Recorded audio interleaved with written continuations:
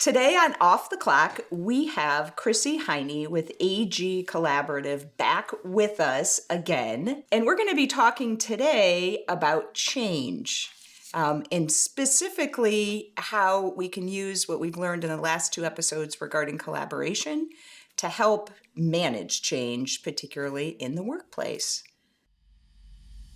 Welcome to Off the Clock, the webcast of employment attorneys at Miller Johnson, where we discuss what is happening in the HR world and provide practical insight and advice.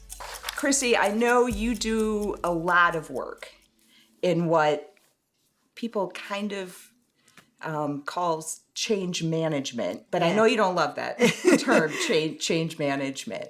Why do you not like that term, change management? It's a me problem, I'm sure. But I think that when I think about change management, and maybe it's not that I don't like the word, it's just that I want to think more expansively or maybe I like that. Adjust our mindsets. Yes. When I think of change management, I think about kind of spreadsheets and strategy and communication and benchmarks, which are all a very important part of change management that no one should ever hire me to lead them through. But then there's this people part of the change that I think often gets neglected. And it's, a phrase I use a lot when I'm in organizations is, you're not managing change. You're leading people through change that they're experiencing. Change collaboration. Oh, we'll have to keep iterating. We'll just have to keep working with it. But that makes sense to me. And I have always thought that as well. The management piece feels like it's kind of forced. Yeah. Right? Like I'm going to do X, Y, and Z to sort of force it to manage it. And you instead take these principles of collaboration to help organizations work through potentially difficult change. Yeah, there's some things that we can expect and anticipate when we think about leading through change that I think help us move through them a little bit more easily. And so that's kind of absolutely the angle that I take. When we were chatting earlier, you mentioned a statistic, and I know you throw out statistics that are just fascinating to I hope me. you have a fact checker on the podcast. No, we don't worry about that, okay, Chrissy. Perfect. It's all good.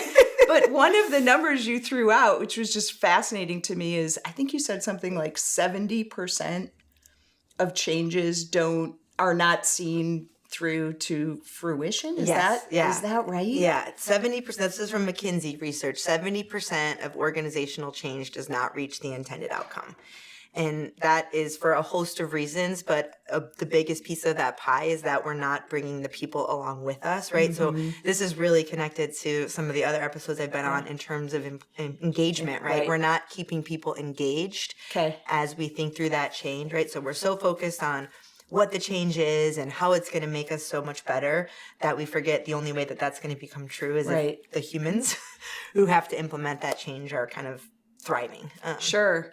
And I think about that and I think, I would assume an organization that began that process thought the change was important to the business, et cetera. So it's disappointing, of course, if that means they don't see it to fruition, but also I'm thinking there's some carnage along the way too. Yes. Right. Yeah. So, one of the things that, when I do my keynote, I sort of say I think when you think about how leaders at the top think about how a change goes, it's like we have this idea or this need to change. We make this perfect plan. We'll just tell everybody and then we'll high five, and nobody thinks they think that. But when you get into systems of change, there's a lot of annoyance and frustration and impatience when people are not doing that. And so no matter kind of what book you read about change management, and I always make a joke I've read them all, so let me help save you time. Yeah. Could you just boil it down? I have one in my backpack right now. Version, exactly. They all have kind of the same kind of map of how things go, even if they use different terms. So I'm going to use the one that I like the best, but they all do the same thing. Okay. So the very first set of things, right, that happens at that initial, the change has been stated and we're about to implement or attempt to implement it. And this is at a lot of different levels. This can be something as micro as a new manager to as massive as a reorg. Okay. The very first thing that happens is loss and endings, right? So there's often a loss in productivity. There's a loss in morale. There's a loss in confidence. There's a loss in relationships. And if you take this out of the context of work and you just think about a regular personal change, right? If you think about becoming a mom, becoming a parent, you're so excited about this new baby, but the first set of things that kind of happens is like a loss of sleep, a loss of energy, a loss of money, a loss of confidence. I suddenly don't know a loss of the relationship with your partner as it existed before. And so a lot of leaders either pretend that that's not going to happen or get frustrated when it does. And some of that is just expectation setting, that until we really understand what this is going to look like, I like to use the term kind of this zone of disruption. Right. There's going to be a dip and some endings and some loss. I've heard it called the Valley of Despair. Yeah, there you go. I've heard it called the neutral zone, and I'm like, why did this author? Why is he calling this? I like the Valley of Despair. I thought, well, that explains. But I guess when you think about it, this makes perfect sense, right? And it's easy to communicate. With change, by definition, has to include loss of something. Exactly. Right? Because that's what change is. Exactly. And that's why, well, I shouldn't make assumptions, but it seems like we have a human resistance to change. Do you agree with that? We are biologically hardwired to resist change. And that's why. And even so much of what's under that is uncertainty and unknowns. We're like biologically hardwired to resist change, and we do not like uncertainty. In fact, there's really interesting research about how when they do the relationship between stress and uncertainty, stress peaks at uncertainty. Yeah. And they measured this through this really interesting experiment where they had people play this video game, and underneath rocks there would be a snake, and if there was a snake, they would receive like an actual shock. I don't know how this passed measures of research. I'm sure it was fine. And so some of the rocks they saw, they could see the snake. So they would, in other words, be approaching the rock and know, I'm about to get zapped. And other rocks, they had to pick up the rock and see. People were more stressed. I'm feeling this in my bones as you're describing it. By the way, this is causing me stress just thinking about the unknown. You know, if your manager says, hey, Sarah, I'd love to meet you in my office at 3:00, you're like, well, obviously I'm getting fired. There could be no other conversation to be had. And when there's change, we don't have all of the answers about how things are going to go. And so there's a lot of uncertainty in the system. Okay. And that means there's a lot of stress in the system. I see. And this is directly related to the other episodes in terms of engagement, right? If your manager's not acknowledging, hey, some things are you used to work with this other team. I bet that's been really hard to kind of switch. I just got a new job. I was working for myself. Okay. So I was totally autonomous. Yeah. And now I'm not. And I work with wonderful humans. And they have constantly asked me, how's it feeling now? Someone just asked me yesterday. I'm 6 months on the job. Right. How's the loss of autonomy been? She can either pretend like that's not a conversation I'm having, or she can have the conversation with me. And a lot of those things, when they're not happening in the system, we either lose engagement, we create frustrated employees, and we're not able to have the conversation where we can get to the other side of the zone of disruption and actually live into the change. Right. Interesting. So in the context of change, when I think about that uncertainty, what I hear you saying is, to some degree, we can't fight against it. Right? Exactly. It's going to exist. Exactly. Now, with good communication, we might reduce some uncertainty, but we have to expect that stress, that uncertainty, that anxiety to exist, that resistance with our employees to exist, and we have to acknowledge it and hopefully help them live through it. Exactly. And this is why, the emotional intelligence and efficacy of our leaders, one of the things in this book is like one of the most common traps is that managers meet resistance with resistance. Yeah. And if you parent a teen, you see that every day, right? And we're in a resistance off. And again, no really great outcomes come from that. And it's really hard, right? Because as the manager, you're also experiencing the change, which means you're also having your own reactions to the change, and they might be similar or different. And so facilitating that conversation can be difficult, but there's some skills and some mindsets that we can kind of cultivate that make those conversations, a lot of people easier. Manage resistance by just trying to re-articulate why this change is so important. All the time. Right. And again, I like to use personal examples of this because when you put it in that, it's like how many people want to make a change further. I want to eat better. Okay. Right. And then we Check, resist yes. that change. And we think if like you can kind of articulate that if I just keep reading about how important this is, that won't make me do it. Right. So there's strategies for having those conversations. And there's also some traps. You named one, resistance with resistance. And then also like, if I just show you why this change is so important, that's going to change somebody's mind, and that doesn't work. Yeah. What I see also is leaders almost interpreting the resistance as employees saying they don't care about the organization. Exactly. They almost take it personally on behalf of the organization. And I think if leaders could understand instead, that's really not what's happening at all. This is just human nature, and change is hard. Yes. Right? Yes. And we need to help them through it. They're not saying that they're not a team player, or they're not committed to their job, or they're not committed to the organization. Yes. I think helping leaders see the difference between those two things is helpful. Yeah. And or that they think that they don't agree with the change. Right. Right. And you have to kind of understand that humans, now there might be some people within your organization that hate the change, in which case either they're the minority. If that's the majority, you might want to think about how you communicated the change, but there might be a lot of the people who see the need for the change, agree to the change, and still have a lot of feelings about the change that are making it hard.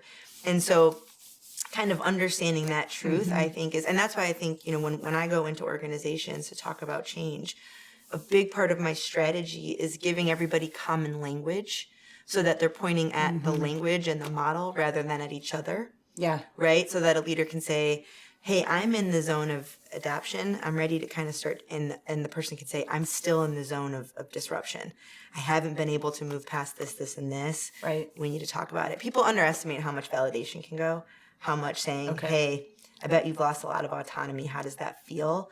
When you actually feel like your manager gets that, you kind of unhook a little bit, and you can move forward. And so there's a lot of things we can do in different zones, but that common language can be very helpful. Shape the conversation. Yeah. So I'm thinking a lot of our listeners are in the human resources area. Yeah. And I'm just thinking about all of this and putting myself in their shoes, or how I've seen them stand in their shoes. And I'll just say it's not always the case that HR leaders are in the room when the change gets decided. Yeah. Or even when decisions are made about how it should be communicated. Yep. And instead, they get the back end, right? They get the employee reaction to it. And I'm just thinking how important it is for them to be in the room. Yeah.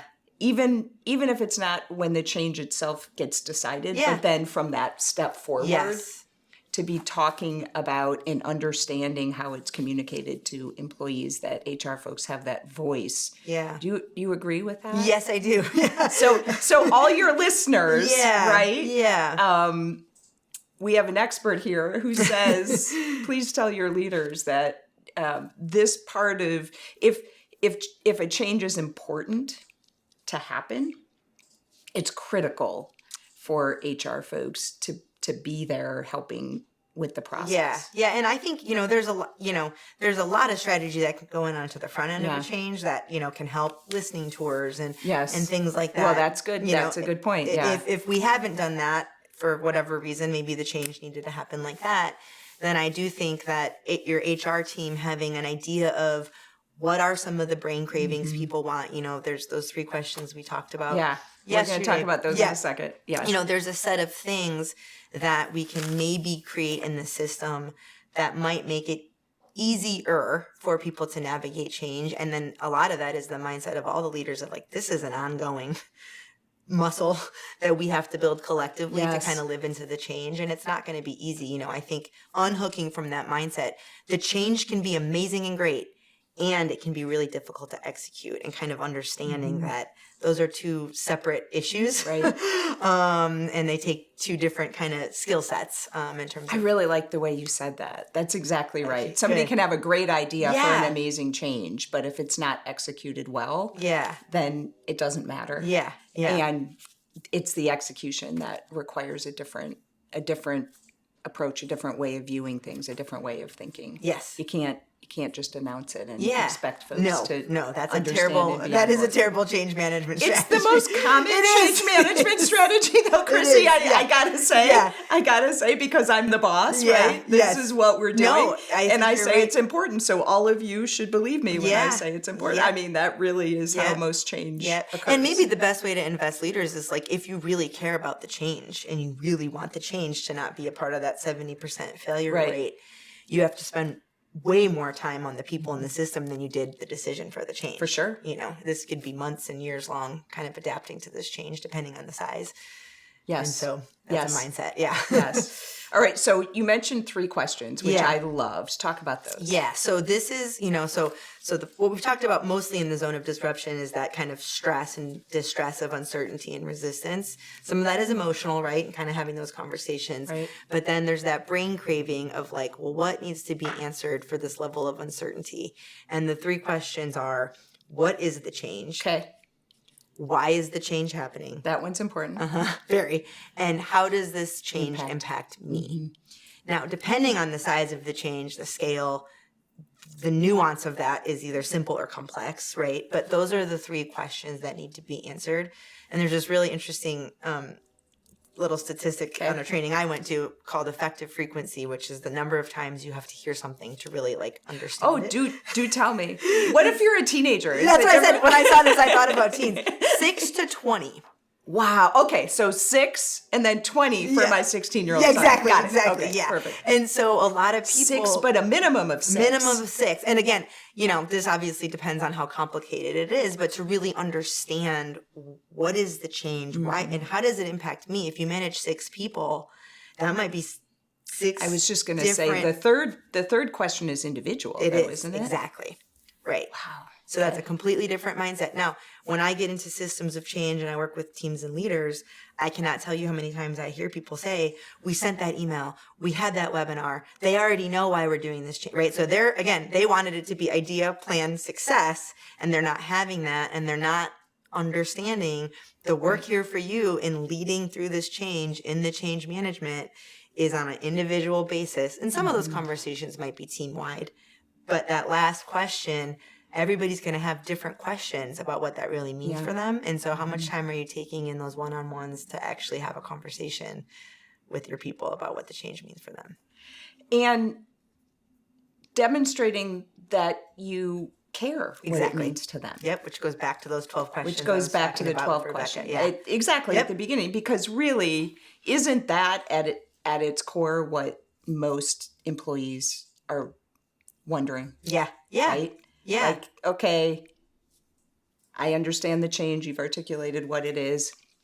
You've articulated the why. Yep. But then there's a big stop sign for them that says, wait a minute, what does this mean? Yeah. What does this mean for me? And if they can't understand it, I don't know how they then step forward past the stop sign. Yeah. And sometimes for that third question, there's going to be some we don't know yet. Mm-hmm. And that's okay. We don't know. Well, and there's this really interesting phrase of like people can handle bad news, they can't handle no news, right? Yeah. So if we're not clear about what we don't know, then there's a wide open brain space for stress. Yeah. Right? So if we can say, I don't actually know what your role in that project is going to be yet, given this change, but I'm going to be talking to so-and-so and so-and-so in the next month, and you and I will talk about this again in May. Okay. I really like that. I really like it. I can put that ball down in my head. I don't have to think about it or spin my wheels. I'm going to talk to Sarah in May, and Sarah's doing a set of work that's going to help me get the answer. Okay. And so that's a lot of metacognition for a manager to kind of unpack. I just said to Rebecca, I can't tell you how many times I tell managers, say that to the person. It's in your head. Yes. They don't know that you're having those conversations unless you tell them. And so it's really understanding that you've been kind of privy to some of the change conversations that they haven't. Mm-hmm. And can you kind of narrate the knowns and unknowns as you know them? And be honest. And be honest. Right? I mean, I'm thinking just even a leader saying out loud, it's important to me that you understand how this change impacts you. Exactly. Wouldn't that be powerful for somebody to hear? Exactly. And here's what I'm doing to gather that information and provide it to you. I'll even throw in another engagement question, right? It's like this again with those 12 engagement. Hey, Sarah, I'm going to have that conversation. What's top of mind for you? Yeah. Before I go into that conversation. I love that. Right. What questions would you want me to ask? Yeah. It's affecting your job, like, and I can say to you, I'm not going to ask that one on that meeting or whatever, but now we're having an open, honest dialogue, and my threat and worry drops because my manager's inviting me into the conversation, even if I'm not going to be at the table. Okay. So I'm thinking to myself, Chrissy, that managing change could have a negative impact on employee engagement. It often does. If not done well. Yes. More often than not, I'll say. However, I feel like when we're describing how it could happen, I'm thinking, man, change, once you get past the valley of despair, change could have a hugely positive impact on employee engagement if done well. Even in the valley of despair. Yeah. Even in the zone of disruption, right? It's like that, when we're in conflict with each other in a productive way, or we're actually talking about things that are hard, that often strengthens relationships. Most people think it threatens it, but when we're actually doing that hard work of understanding and listening and soliciting opinions and listening to what's lost, we're actually building relationships and trust through that thing so that when we are on the other side. So I love that. Yeah, for most people, when not done well, it can really tank engagement, but when done right, you can come out the other side strengthened. It's a huge opportunity. So if done well, the organization implements the change that they think is important, and you can come out of it with a higher level of engagement with your employees. Yep. And the number one what lever an opportunity, on that is really. going to be your managers and supervisors. Yes. Yep.